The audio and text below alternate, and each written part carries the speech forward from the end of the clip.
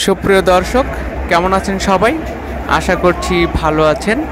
আমি আজকে আপনাদেরকে একটি বাজার দেখাবো। বাজারটি আমাদের বাংলাদেশি বাজার, নিত্য পণ্যের বাজার।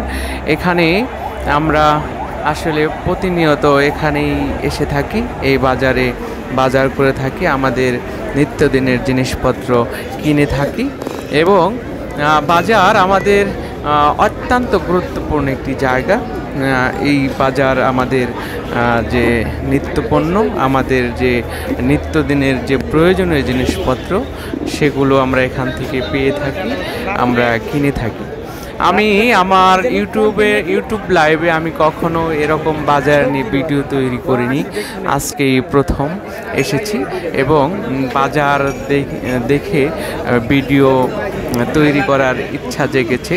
আমাদের দেশের বাহিরে যারা থাকেন তারা কেউ আমাকে বলেছে এই আমাদের দেশীয় যে বাজার, সেই বাজার দেখানোর জন্য আমি সেই বাজারে এসেছি এবং এই ভিডিও তৈরি করা সেখান থেকেই আসলে আনকমন একটা ভিডিও।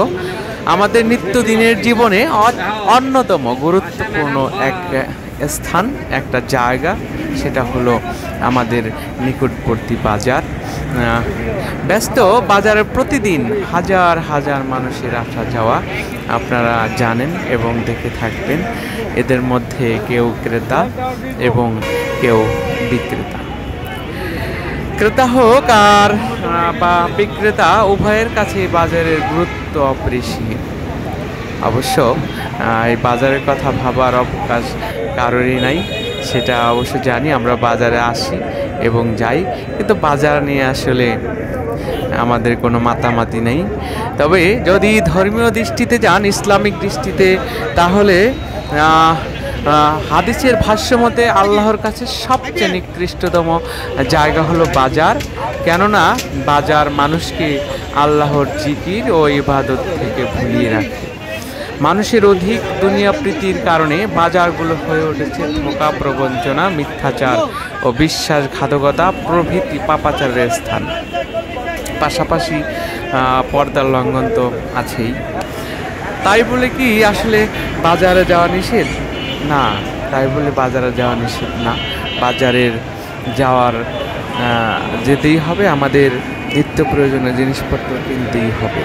তার মধ্যে যদি আপনারা ধর্মীয় অনুশাসন মেলে বাজারে ঢোকেন, তাহলে গুনার বদলে অবশ্যই নেকি হবে, সেটা আপনারা জানেন।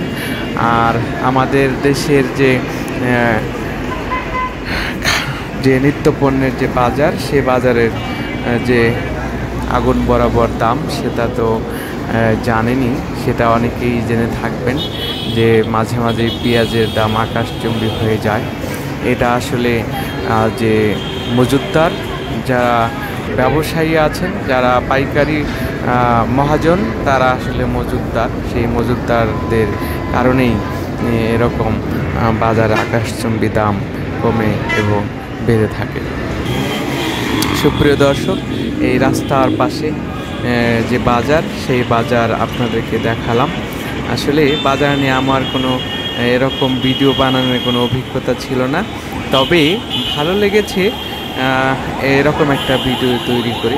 আপনারা আমাকে উৎসাহ জুগিয়েছেন, আরও যোগাবেন। আপনারা আমার পাশে থাকবেন, ভালো থাকবেন, সুস্থ থাকবেন, আমার জন্য দোয়া রাখবেন।